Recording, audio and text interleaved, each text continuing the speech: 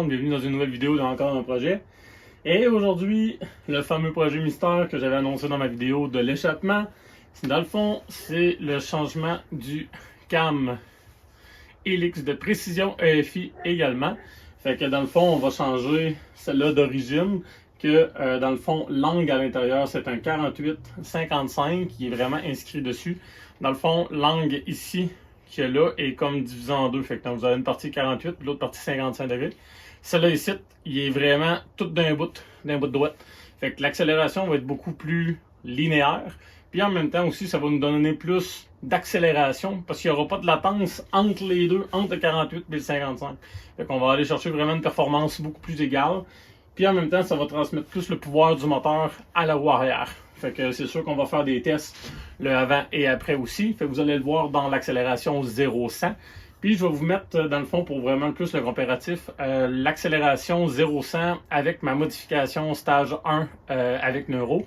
Puis là, dans le fond, vous allez voir aussi avec l'échappement plus le Helix ce que ça va donner comme comparatif de 0-100.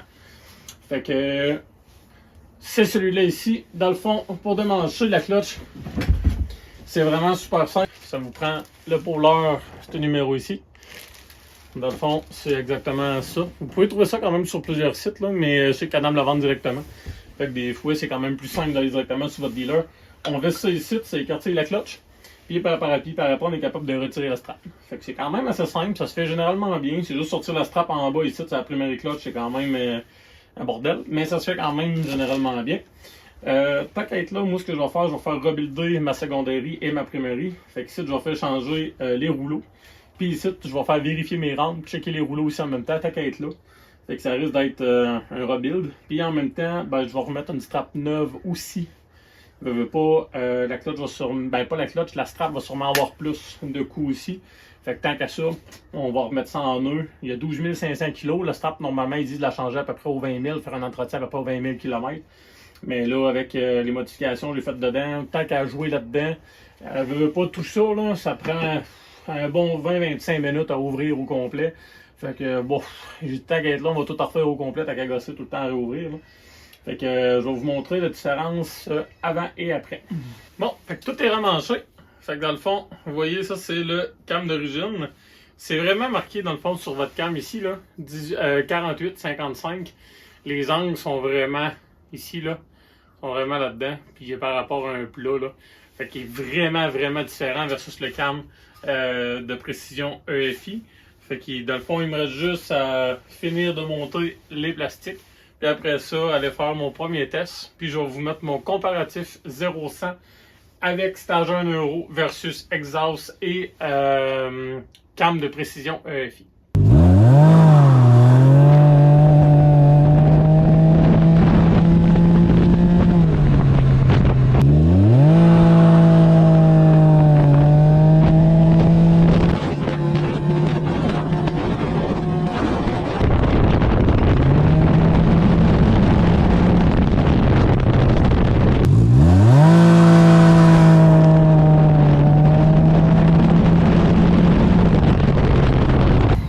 Pour conclure la vidéo, vous allez voir une grosse différence quand même avec le 0-100.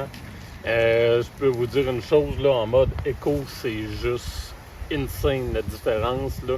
Je peux pratiquement pas faire de 0-100 sans que le tailleur spin en arrière. Fait que c'est sûr que prochaine étape, je pense que ça va être de mettre un tailleur plus sur route, mais un peu plus cynique. Fait que ça va m'aider déjà là à aller chercher de l'adhérence. Encore une fois, c'est une autre modification qui aurait dû être faite directement de compagnie pour améliorer le comportement. Au niveau du côté de la conduite, c'est beaucoup plus agréable également. Fait que l'accélération est beaucoup plus smooth. Puis quand on redonne vraiment clenche au fond, là, on veut vraiment qu'il y ait une bonne reprise. Le 80-100 là, est juste exceptionnel. Ça fait une machine, je trouve personnellement, beaucoup plus sécuritaire à se promener en route. Si on a quelque chose à faire une manœuvre en urgence, qu'accélérer. Je pense que la machine va être pas mal plus adéquate.